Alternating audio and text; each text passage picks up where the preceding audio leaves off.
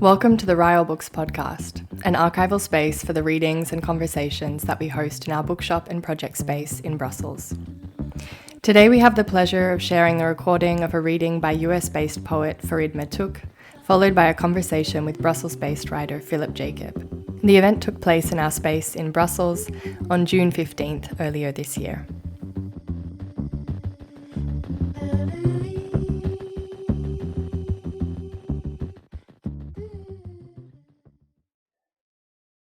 I might get started now.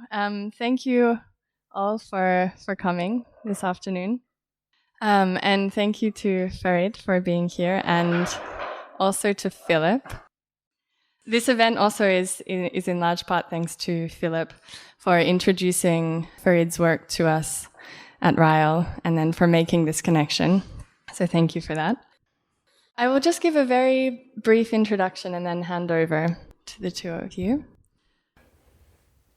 A queer writer of Syrian and Peruvian heritage, Farid Matuk has lived in the US since the age of 6, first as an undocumented person, and then as a quote-unquote legal resident, and now as a quote-unquote naturalized citizen.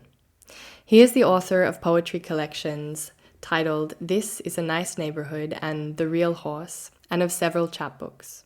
His work has been anthologized in the Best American Experimental Poetry, in Angels of the Americlypse, an anthology of new Latinx writing, and the Library of America's Latino Poetry, a new anthology, amongst various other publications. Matuk's poems can be found in journals including The Nation, The Boston Review, Denver Quarterly, Poetry, Bomb Magazine, Lana Turner Journal, and the Paris Review. Today, Farid will read new poems from his forthcoming collection, Moon Mirrored Indivisible. The poems explore the aesthetic perversions of syntax and rhyme to search for yet unrealized perversions and purities amidst national, sexual, and ancestral orthodoxies. Filip Jakab writes and edits columns, fiction, essays, and celebrity profiles. He is a contributing editor at LA-based Flaunt magazine. He read Who Wants It How, his 3-month gossip, culture, and sex column installment at Spare Wheel in Brussels. He also regularly writes for his Substack, Salt Over Gold, which I really recommend people subscribing to. And he's read his fiction at Cellar Door in Brussels and David Horvitz Garden in Los Angeles. He is currently writing the draft of his first novel, and he develops ideas by writing notes on his phone during morning runs. He was born in Slovakia and is currently based in Brussels, Belgium. So thank you both so much, Farid and Filip, for joining us today. We'll hand over the microphone first to Farid, and then we'll join the two of you in conversation. Thank you.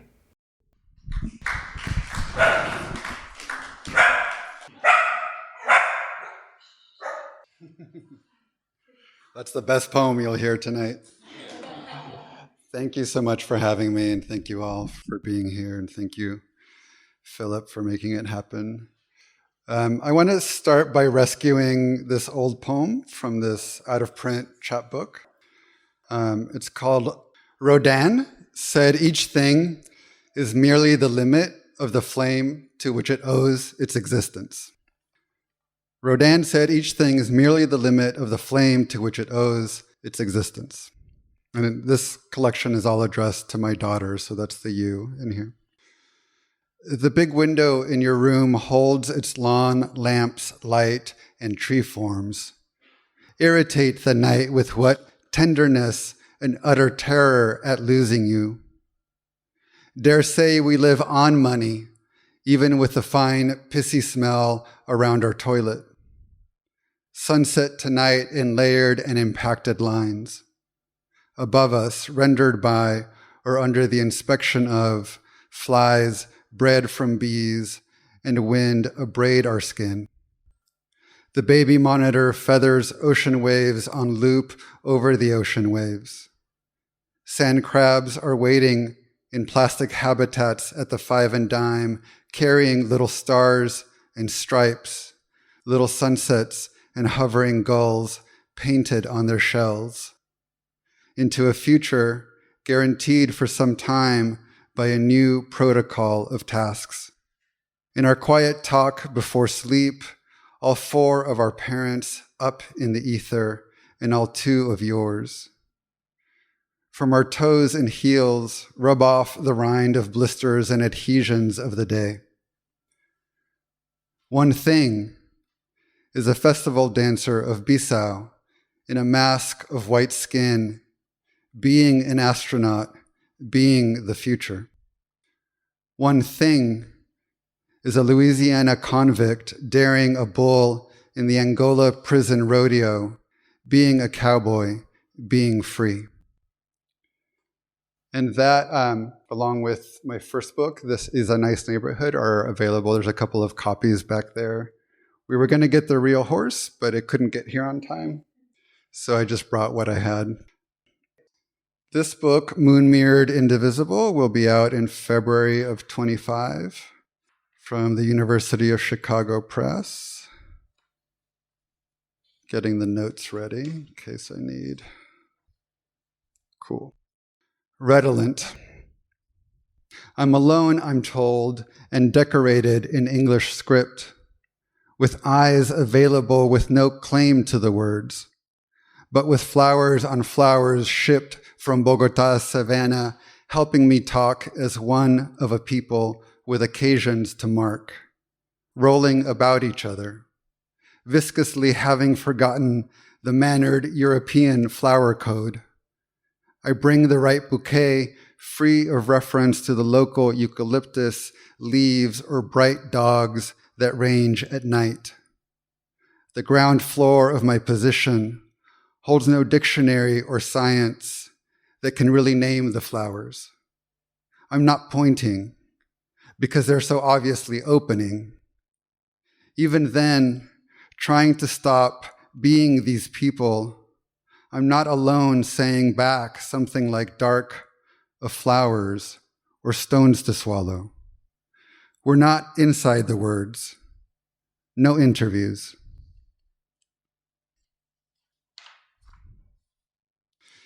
This begins with an epigraph from my friend, the Palestinian poet Farid Judah. It's called The Game.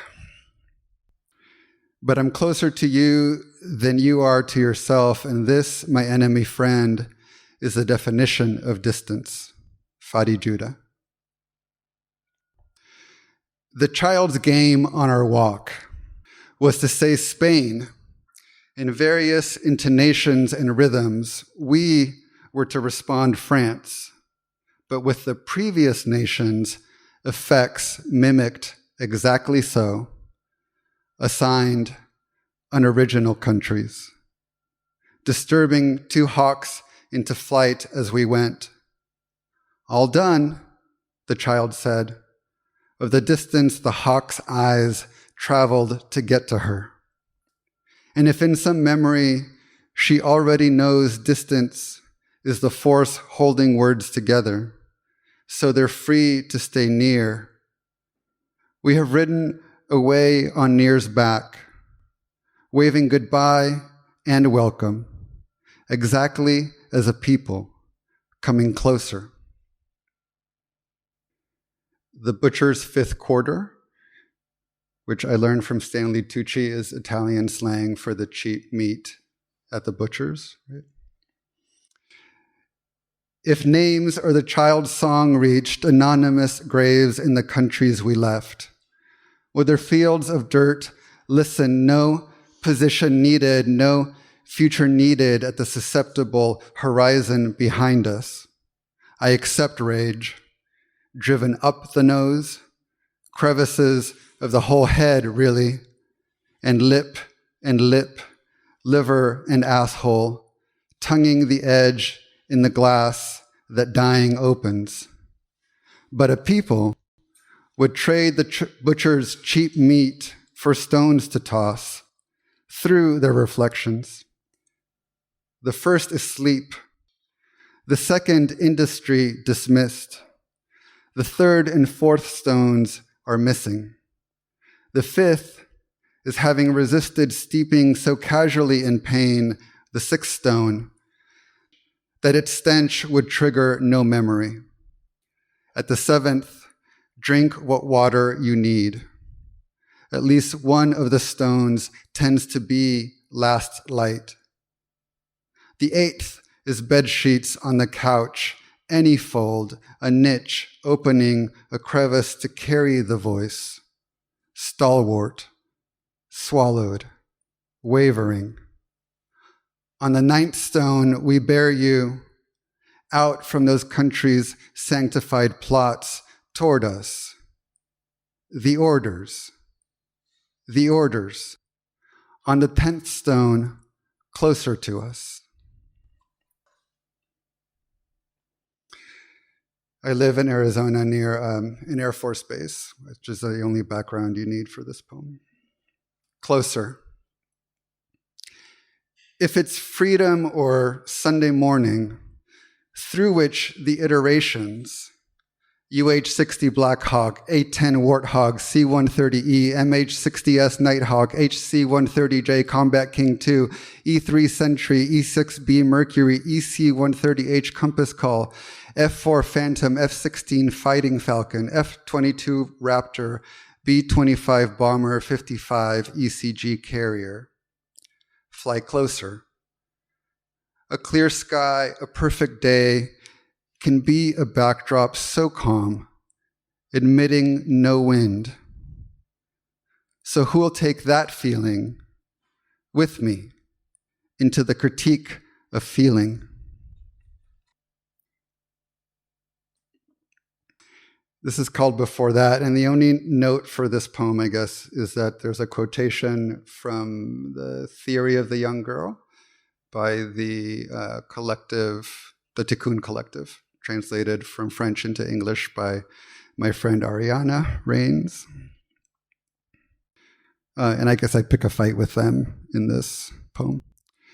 Before that, right, where were you born before that is the question often asked of immigrants. I want to talk to you about happiness to stay inside it. But boys displaced by proxy war are falling onto gravel outside my window under the police helicopter's searchlight. The gravel bites through to the knees. The searchlight is a thing. The bars on the window are promised to. And the wisdom of the body, like articulations of capital through time, means some things, but not others. The greatest good in feeling, say, or how shitting to a news video of a beheading loosens my jaw. Nature compels cleanliness. I could aspire to be professional sitting on the toilet and working a little snot, dry and fine, tensile for new figuring like I'm the God who knows. Mercury shifts shape, not category.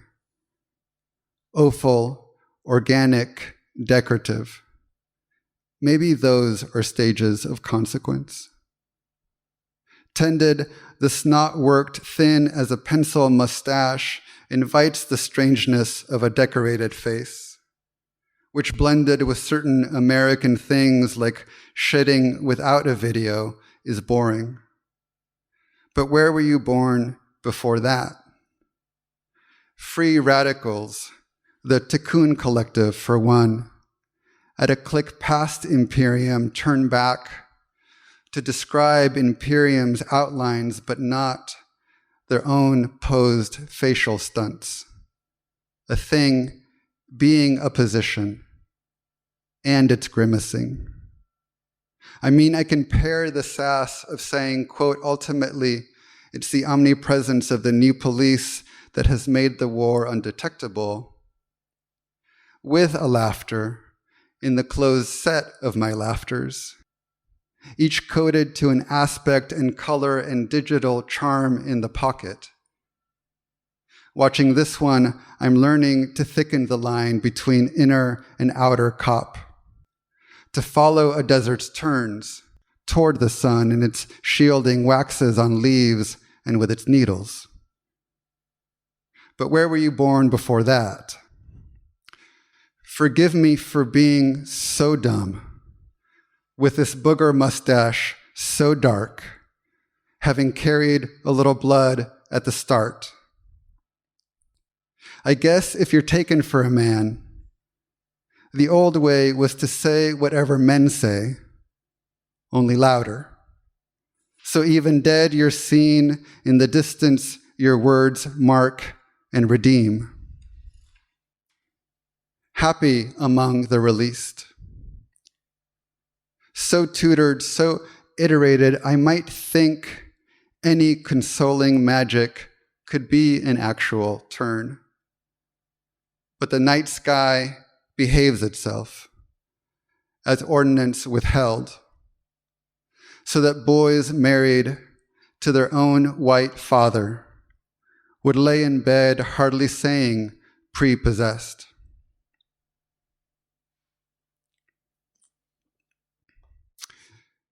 George Zimmerman is the Peruvian American who killed the young boy Trayvon Martin in Florida. All right, you light-headed fathers. I'd ask for rain. Wait until January because I'll be born with a sash. This is where you shit. This, I'm told, is a drawer for aftershave. Knowing things, systems that churn hundreds of years, earns harrowing honors that get smeared. Some of it sticks. I could make believe a thing exists like a pine cone opening.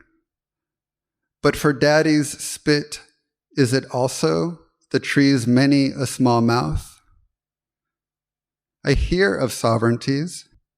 I hear of the first world, but having survived facing off with the progeny, ancestors, I'm told, are no prophylactics against it. In our bodies, there are no borders, the new Aeromexico ad says. So here come the killers and their rhetors.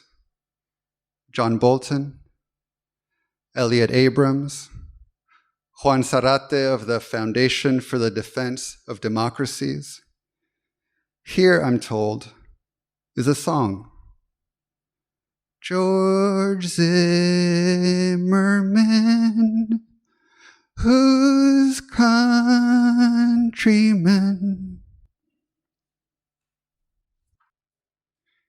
Prepossessed. I wrote cheers at the gate for each next fighter jet touching the commercial runway. Meant there's a pith inside, any moment available to the state, that wants to be taken to with the balance point of intention and reception lucid dreamers must have. To thread as shared feeling through gelatin in the eye, lights hollows, an alibi. But now that the sun in the scene is setting as in Los Angeles, long, thin band of orange between purple plains. It's more as if only a thought ago we'd been carefree under the vastest of honesties.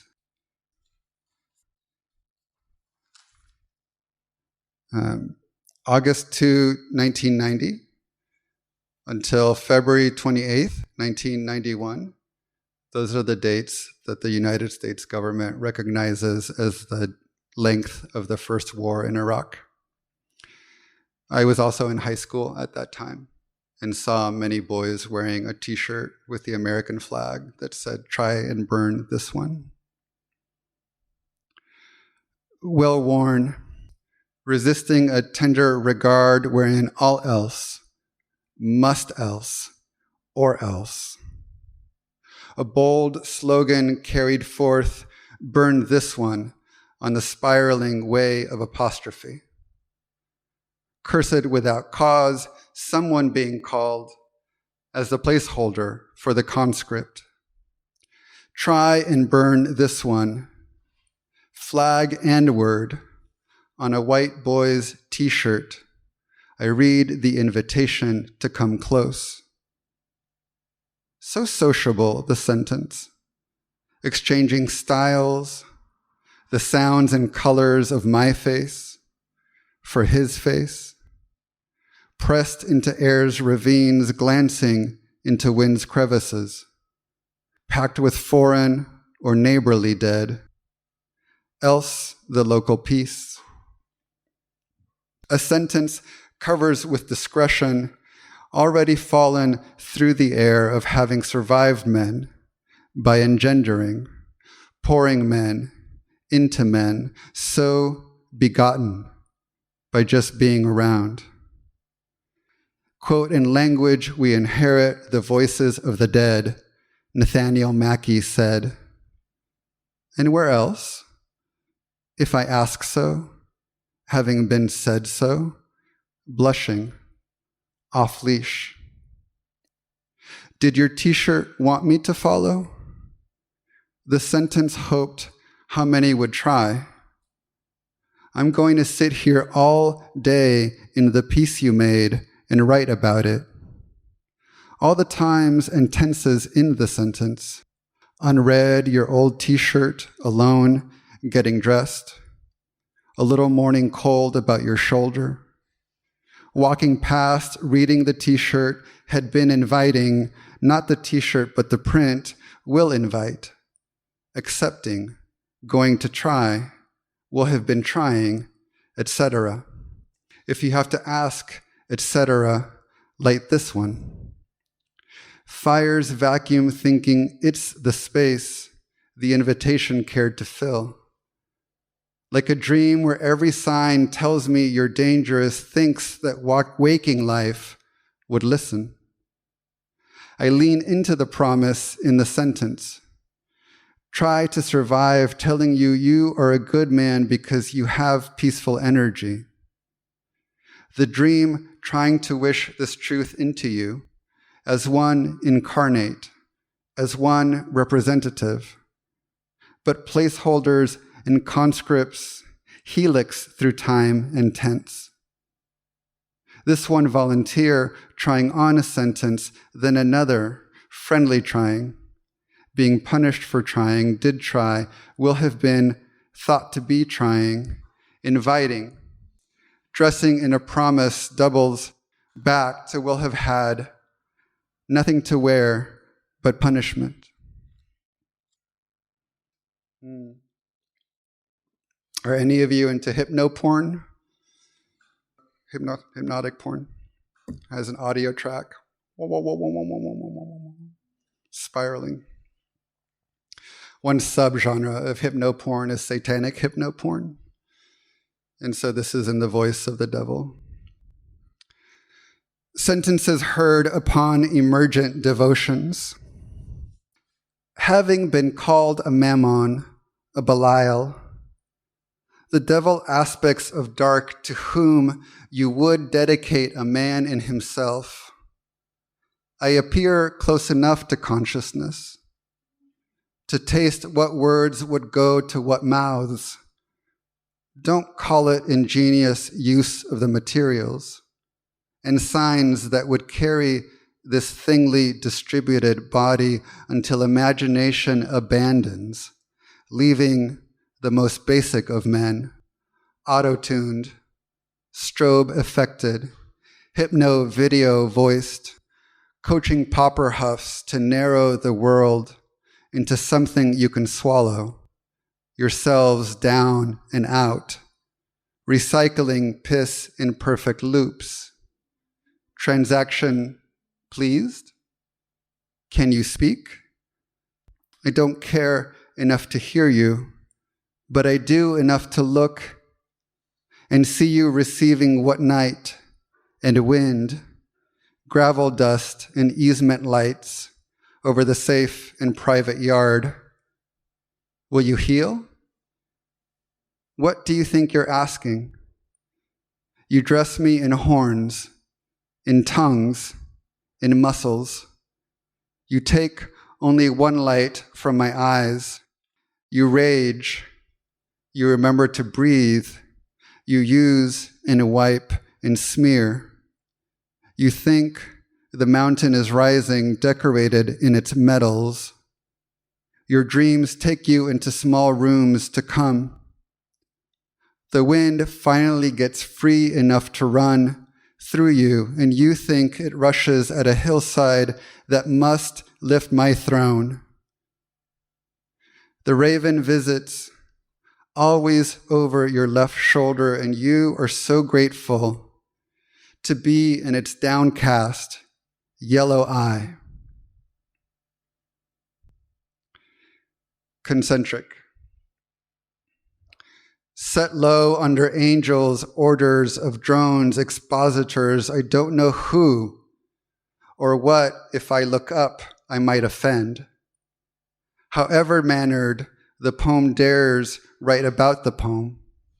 I'm fool enough to say it flattens and folds heaven's domes into fibers, stitched through whatever ear and out into a commonness, something unshrinkable being promised us, never miniature enough from minimum, a red mineral illuminating the old manuscripts with pictures and filigree through air, a voice would splice and bind, passing for surgery.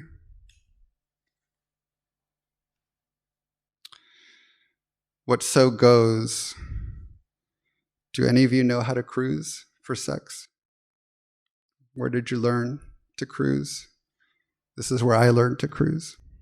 In college, in the sauna at the gym.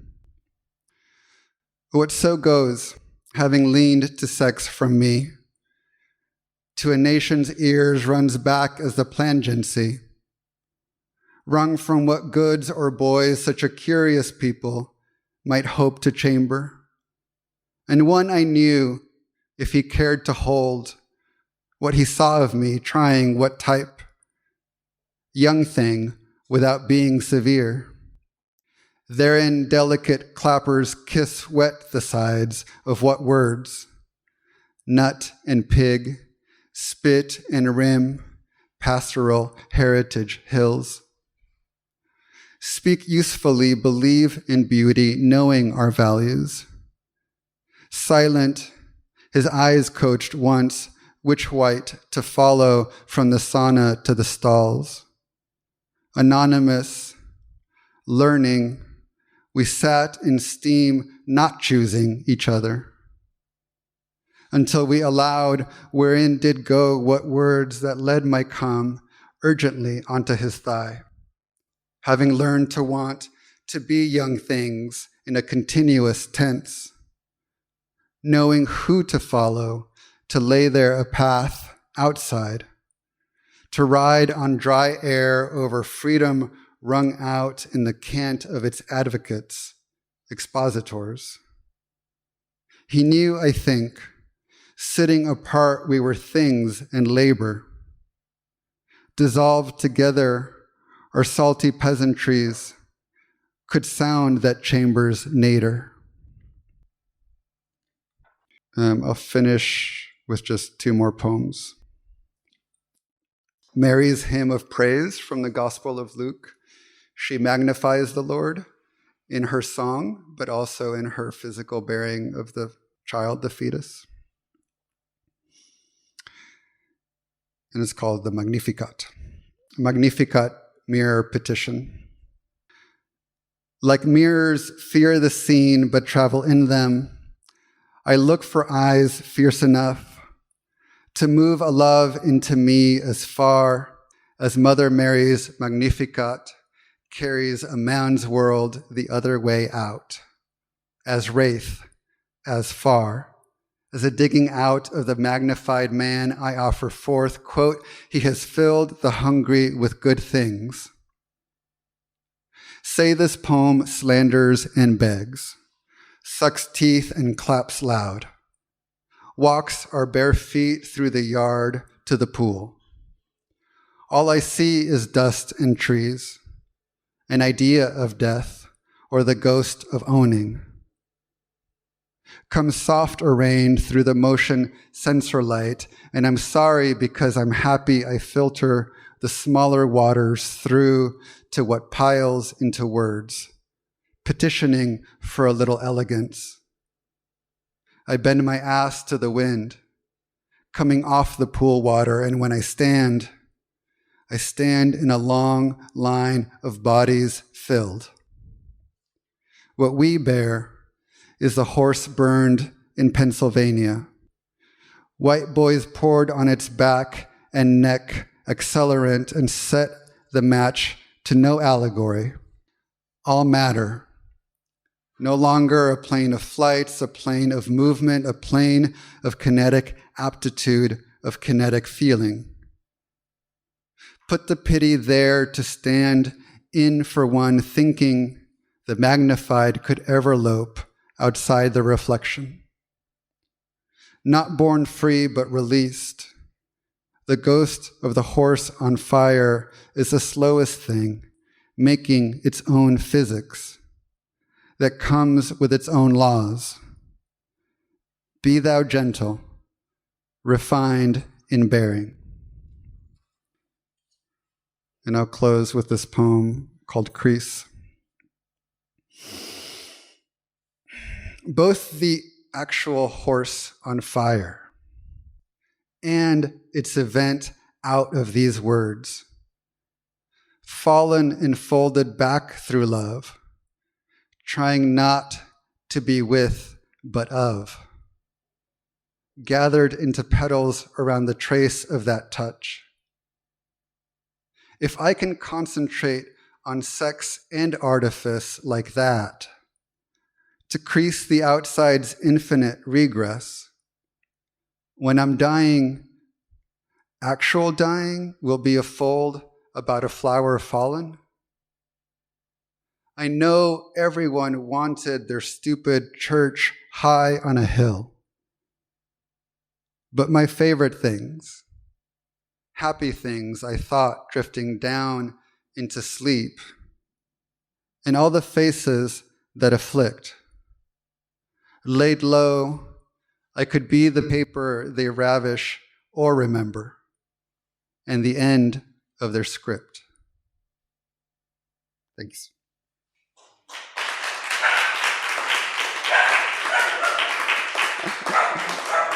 Oh my God. Thank you, puppy.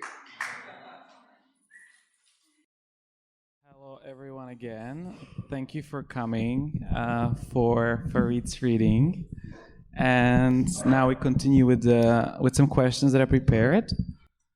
But I also want to thank to Chloe and to Sven and to Rile for organizing this reading for Farid, and to Farid for coming to Brussels and reading for you guys, for us.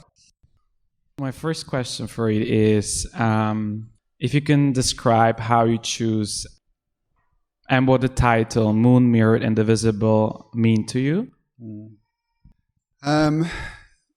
Yeah, I'm struggling with the title of the project. It's Moon Mirrored Indivisible, but it seems difficult to say.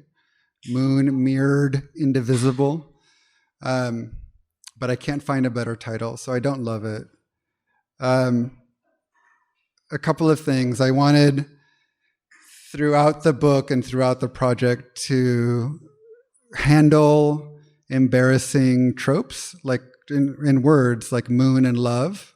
They actually repeat quite a lot throughout the manuscript, and I wanted to work with them and not flinch.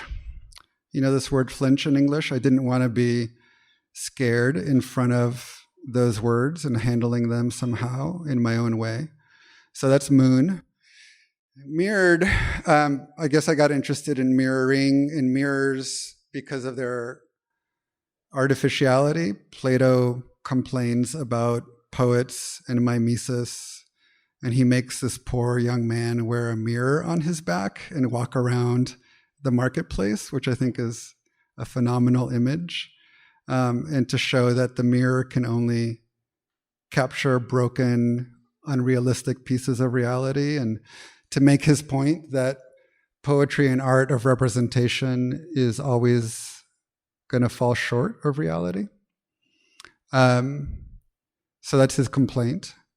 But part of the way that I think about living displacement from different nationalities, different ethnicities, different sexualities, is about not having an original point of departure.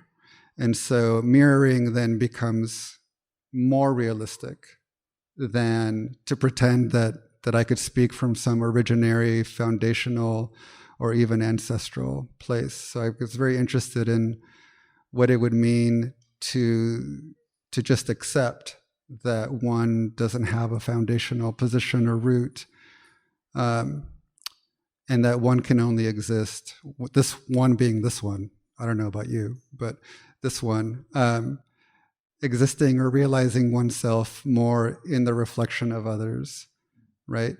And in the artifice of the stories I might tell about myself, or in the artifice, the extreme artifice in some cases of the rhyming of some of these pieces, which for me was a real push in a new direction.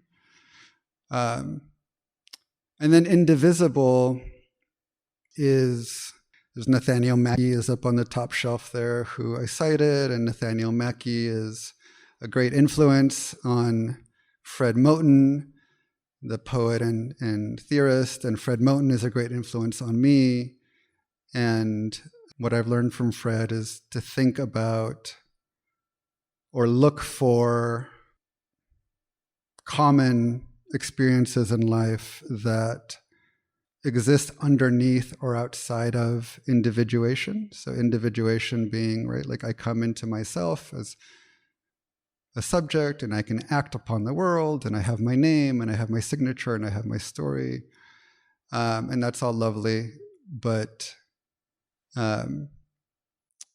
Fred is always saying somewhere that the process of individuation is actually quite violent, and it produces a violence on something that's more originary, which is a lack of individuation, where we're more beholden to each other. So Indivisible points toward that, but then it also has the other edge that it's a very patriotic word in the United States, because it's part of it's part of the Pledge of Allegiance to the flag, I believe. I pledge allegiance to the flag, one nation under God, indivisible, blah, blah, blah.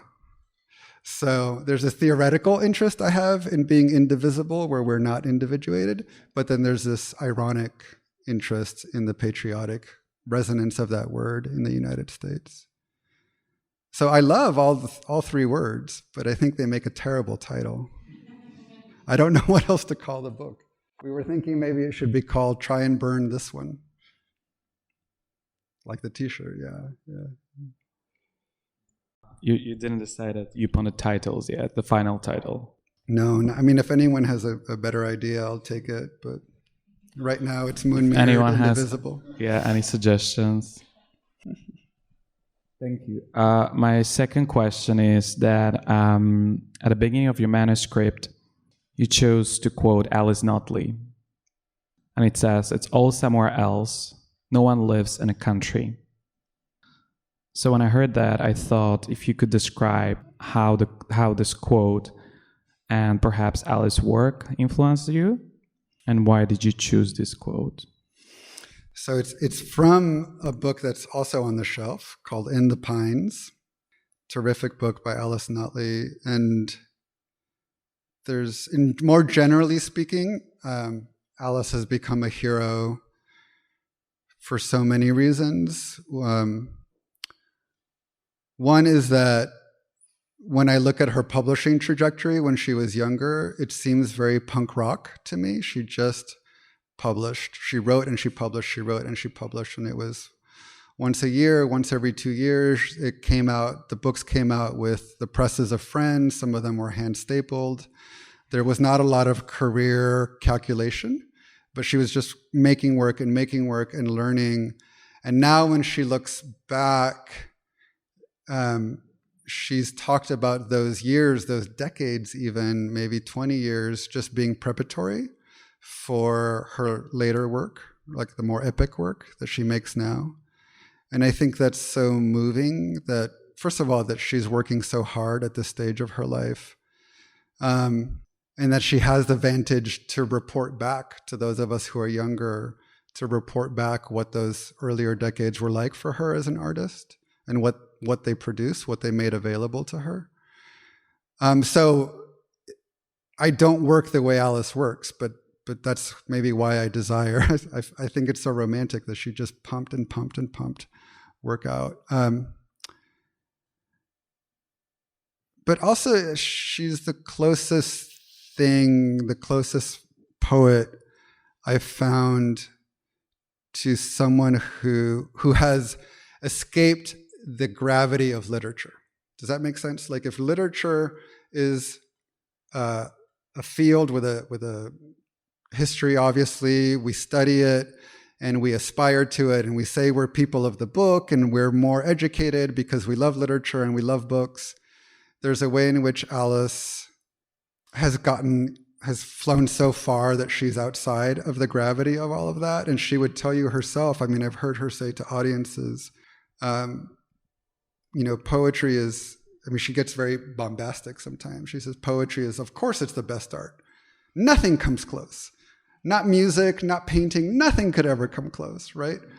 And it's because she's interested in the technology of the body existing long before other technologies as a way to create song and representation.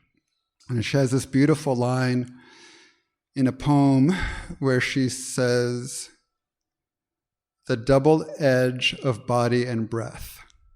The double edge of body and breath. And that line has stuck with me for a long time. As an aside, I got to ask her about it once, and she said she stole it from Robert Creeley, but it doesn't exist in the poem with quotation marks. So then I stole one of her lines in this manuscript that I didn't read today, but it's buried in a poem without quotation marks. So the double edge of body and breath is an exciting way for me to think about what this instrument is and how it folds inward and outward potentially at the same time. And when I say that she's escaped the gravity of literature, obviously she's making books that are printed and that you and I hold them and we buy them in bookstores, obviously, right? But she seems to be interested in a possibility of poetry for which we have not yet created the context. We would have to hang out differently through song in smaller communities to really live the way that she writes, I think. And that's interesting to me to think about, like many of us have like a good Marxist training and we're supposedly aware of like the material conditions of production and circulation of our work and we think critically about that stuff. But what would it mean to actually organize far outside of those processes? Fred Moten again quotes one of his friends, Manolo Callahan, who says, we need to constantly revise our habits of assembly. Revise our habits of assembly. So what are the ways, our habits of coming together?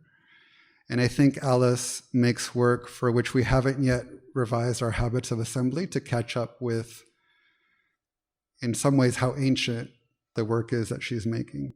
Do you think she could be kind of like a quote unquote forecaster for the poetry? A forecaster that's like pointing to some place much older than any ancestral kind of forecaster, like going in like forward, but also looking backward. I mean, it's on us to revise our habits of assembly. So what would it mean?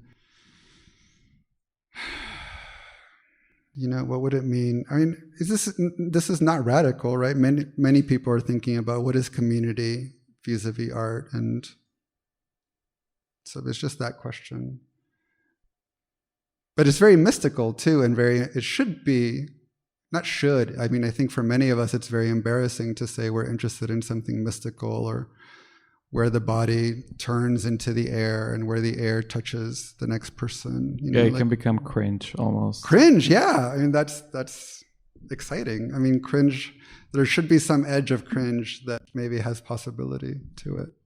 When you talk about cringe, that's actually something that I want to touch base to, because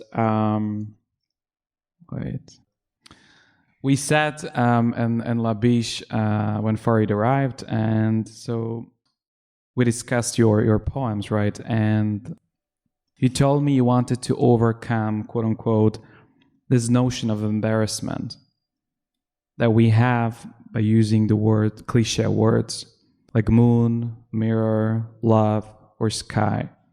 So my question is, do you see your writing as a way to liberate yourself from the notion of the cringe? Or is there a cringe that fuels your writing? I don't think I can liberate myself from cringe, internal or external. In my experience, for better or for worse, is that when I read to audiences, the best I can hope for is a somewhat confused face. I had a terrific experience once reading at a university to a large auditorium, and there was a guy in the back row who just kept doing this, you know. So what was he doing? He was like mimicking like he was jerking off. I think that was his critique of the work. Well, maybe it was. It wasn't that energy. It wasn't flirtatious. So I can't liberate myself from cringe in the response to the work. I think that I just can't. I think I do want, in a very personal way, to write toward some new thing I haven't learned how to do yet. And so in that way, that's a little bit of liberation, right? So one of the hardest things, I said in an interview, one of the hardest things about the book was allowing myself to do very delicate rhymes, like love and of. It's an off rhyme, but it's a rhyme. And to be exposed in that way. I mean, I also do a lot of thinking in my poems, and in some poems I try to make that thinking incredibly compact. So that's my own way to, I can't get away from that habit that I have or that interest that I have. But the new thing for me was it's not just to betray a kind of sincerity, it's also to allow myself a certain amount of pleasure on the page. And that can be embarrassing, right? And I think about pleasure and sensory pleasure a lot through these two texts, one by James Baldwin and another one by Audre Lorde. In The Fire Next Time, James Baldwin says he's being quite bitchy, actually, and he complains about U.S. American white folks, and he says, something about the bread, it's so tasteless. And you can't trust a people when they have accepted such a reduced sensory experience.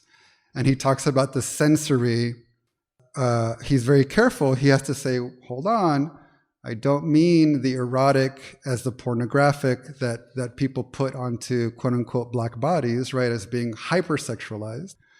He says, I mean the sensual and the erotic as a force of life. And I thought it was very interesting a couple of years later when I found in Audre Lorde the essay, The Uses of the Erotic as Power, by Audre Lorde. She gives this essay, as a talk at a women's conference in the 70s. And she says, it's a long argument, and she's saying stuff like, no, but we deserve our pleasure and we deserve our bodies. And what would it mean if you approached your labor, your work, your project as an artist or organizer or mother or whatever, with the same kind of pleasure that you take in falling into your bed at the end of the day? And so she's talking, and she arrives at a formulation, and she says something like, almost exactly like Baldwin, it's the force of life. That there's something in the body's ability to be sensitized that exists under categories like the pornographic or the erotic, but that she called the erotic. And so I think of that, and I think of Alice's double edge of body and breath, So what would it mean to write rhymes and syntax that allow this body the pleasure to sensitize itself into that double edge of body and breath, right? As a technology for perhaps entering into some exchange with others, other bodies in real time. And so that's part of the cringe that I was wanting to quote unquote liberate myself from or to step deeper into. So unlike Alice, like where Alice one of her books, she had a class at the Poetry Project in the 1970s in Manhattan, and she said to all the students, in these 12 weeks, we are all going to begin and finish a book. And that's what they did. And the book that she made out of that was called, I think it's Alice Ordered Me to Be Made, is the title of the book. And so when I romanticize and I fantasize about what that was like for her, I imagine that things went very fast, right? And I have not figured out how to do that. So I exercise a lot of control and a lot of compulsive revision. And so in that sense, cringe is something that I manicure out of the work. So I do read it and read it and read it and wonder, like, is this too stupid? Do I need to cut it out? And so in that way, embarrassment and cringe, I operationalize it as a tool, right, in the process. So, always with a desire to be more punk and with my failure to do that. But it also brings, your true self out alive, right? That's a control freak, yeah. Yeah.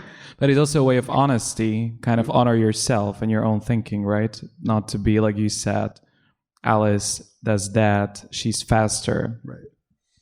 But you understand your own process of working. So that's, also a way of honoring your own thinking and practice. You were born in Peru to a Syrian mother. You grew up in California and then live in Austin. Now you live and work in Tucson. Does the Tucson environment influence your way of thinking, and if so, how? What's cool about Tucson for you? You should all come visit. We have a phenomenal museum with really, really fucking smart curators, and they bring terrific work. So we had a huge show with Cecilia Vicuña just a few months ago, and she got to hang out and spend time with everyone. And the curators think a lot about poetry too, and so they did a beautiful installation of this. I noticed there's some Wave books there, the publisher Wave. There's a book by Lin Zhu, XU, got some long title, something about the cantilevered moon, and they did this beautiful installation in this huge hall, different ways to represent the book. I love Tucson because there's a kind of quiet at night in the desert that you can't run away from. Like, you just feel very naked in that quiet, and you can hear your own thoughts in a way, like externalized. And there's a very strong presence of saguaros, these big cacti with the arms that look like people. They only grow in the Sonoran Desert, so from northern Mexico into Arizona. So if you ever see them represented in an old film and they're pretending it's Texas, it's not Texas, or they only grow in that area. It's a very complicated place where there's a fascinating tension and history of indigenous people. The Pascuayaqui and the Tohono O'odham tribes are there. The O'odham people were migratory in a circular pattern from what is now northern Mexico into Arizona. And when the two nations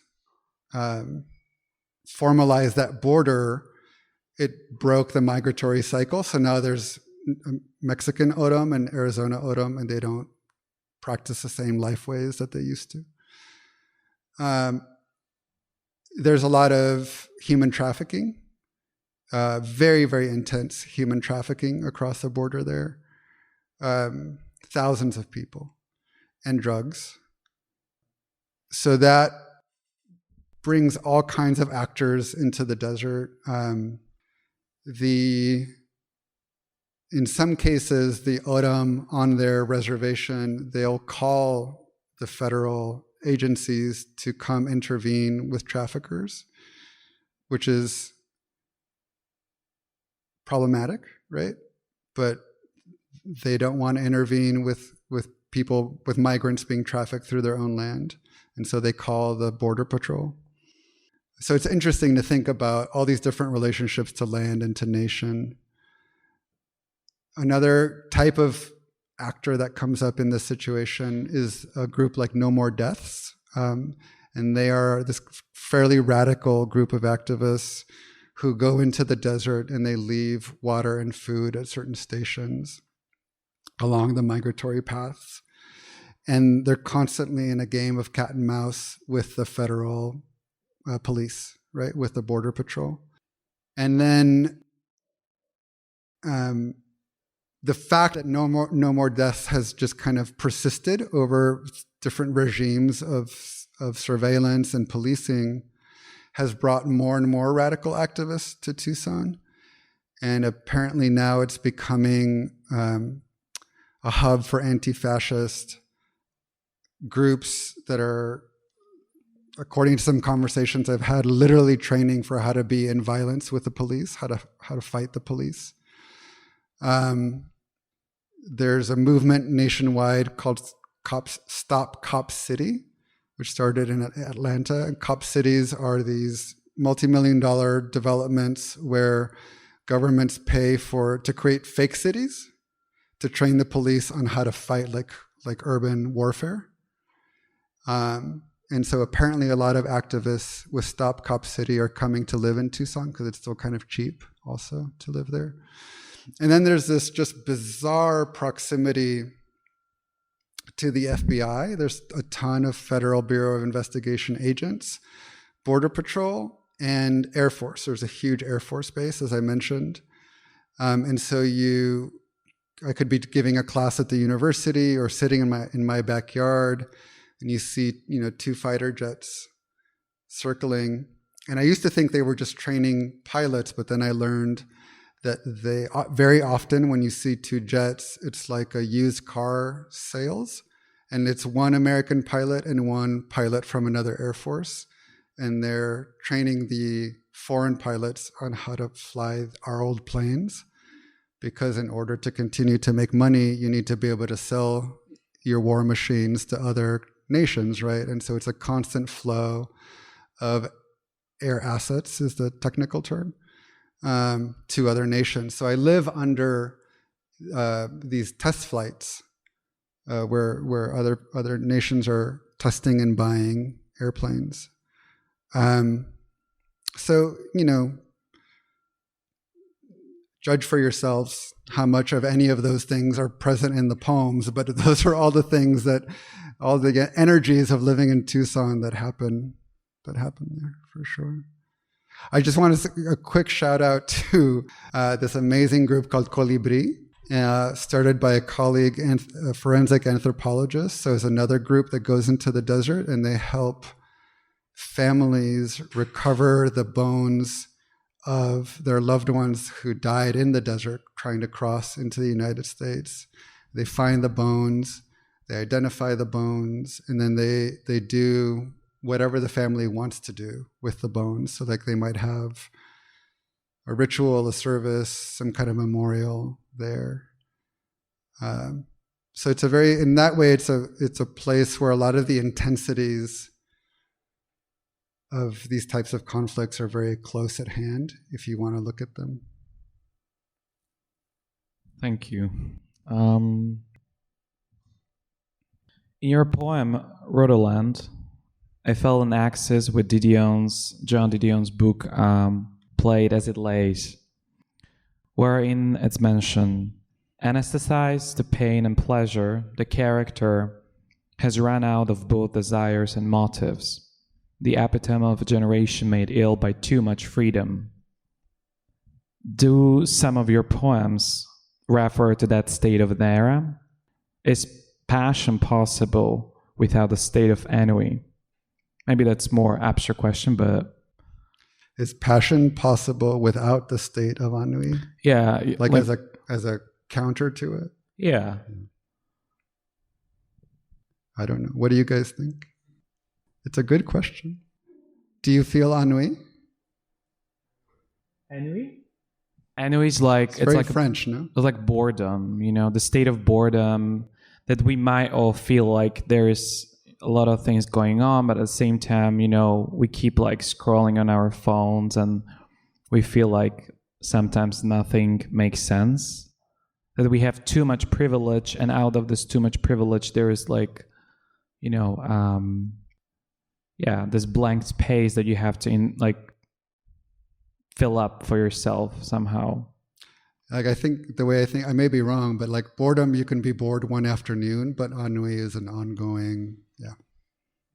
Good.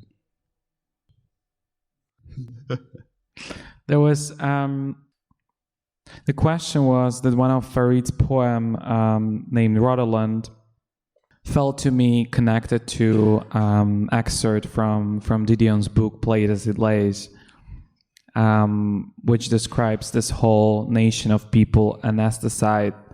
So they are kind of like drugged to feel, but also not to feel pain and pleasure. And I wonder if that's something that it's also present in some of your poems, or... I think in that poem, it's a little bit bitchy. Like there's a quick shorthand rolling about each other, viscously having forgotten the mannered European flower code. So rolling about each other viscously. It's kind of a lack of friction. It's fascinating to think about us moving past each other without friction. Like how are we efficiently getting out of each other's way and efficiently trying to get around each other without catching, without getting wrapped up in each other, which can be a kind of discretion and a kind of like gentility and manners, but also can be a kind of disposability of each other. So I think in that poem, there's a shorthand, it's very fast, just 2 lines categorizing a whole way of life, But I hope that frustration or that critique or that curiosity is like kind of peppered throughout the book. It was supposed to be like, if you give this type of flower, you're suggesting this kind of relationship. And yeah. It's not completely forgotten, right? I mean, I think in the US, it's like a yellow flower. A yellow rose is more friendship, and a red rose is more romantic. Is that something generational, or like, I don't know about that. I think it was much more important for a different generation. Like I learned about these, I guess in the US, they use French because it sounded fancy. Carte de visite. Like people would have these little business cards, but they were more like your Instagram, like in the 1800s, and like you would... Calling cards, exactly, yeah. So you visit and like sit in someone's parlor and chat, and you leave your card, your calling card, and I guess you would have maybe a special dish or a special box to collect these calling cards. And so I think, there were different kind of codes of civility and manners, and that's very interesting to me. Like what are and maybe, it's like, what would it mean? This is maybe a stupid question, but like, do we show off our networks to each other? If someone visited your parlor, would they look through the other calling cards and look at all the people who had come? And is that similar to looking at your Instagram and seeing who you follow and who follows you? Is there a that's interesting to me. Maybe it became more, we all do that. Somehow a lot of people do that. You look at similar friends because it makes the connection kind of closer, right? Or we did that with the friends that we compared our searches on Instagram, what suggestions you had. The For You page or whatever. Yeah, or like, too many shoes, or too many of like recipes, or socks fetish, or whatever, So it's funny to compare those.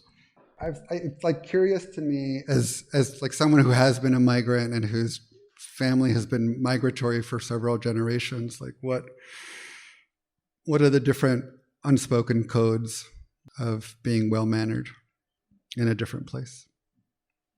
Maybe one more question? Yeah. So people don't get tired. Your poems seem to capture a certain spiritual perception of events unfolding in one's life, especially Magnificat Mere Petition. Quoting the Gospel of Luke, you mention it, he has filled the hungry with good things, which feels similar to a type of a personal oracle. So my question is, how do you vector or navigate spirituality through a poem? Do you let it speak for itself and unravel it through you? Or there's some other process? That's my last question. I don't know, but I think when I say that Alice Notley is one of my heroes, I think that's what I'm trying to learn. And I trust that if I stay alive and keep writing over many more years, I'll learn a little bit more of whatever that will look like in my own practice. I do think there's some very practical ways to think of spiritual intensity. Like there's this quote, maybe it's completely fake because internet, but it's Rigoberta Menchú, this Guatemalan activist from the 80s. And she says, Europeans made fun of Central Americans for sacrificing people to their gods, but how many people have been sacrificed to capitalism? And so if you just, who knows, maybe, like I said, maybe it's a fake quote, which would not be surprising, but it's a very practical question to think about where are the spiritual intensities and very common processes that we're all involved in, right? Like just to think about one obvious thing, like spectacle. What spectacle are we happily immersed in, or what spectacle do we choose to distract ourselves from the violence that's necessary behind the screen? And religion is not unlike that, right? There's a kind of spectacle that it can provide to distract a community, but also to create a community.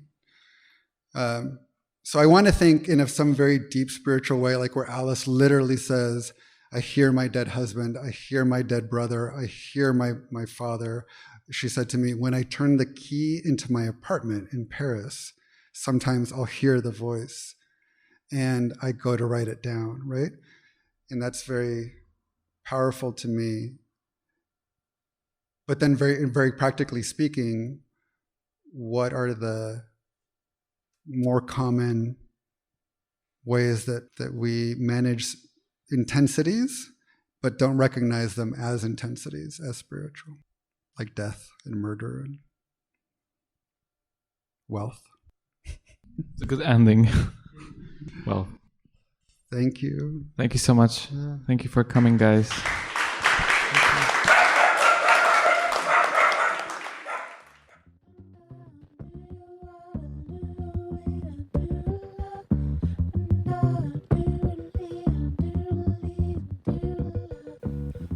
Thanks for listening to the Rile Books podcast. This episode was recorded and edited by Ros Del Olmo. You can find more of our past and upcoming events on our website, www.rile.space.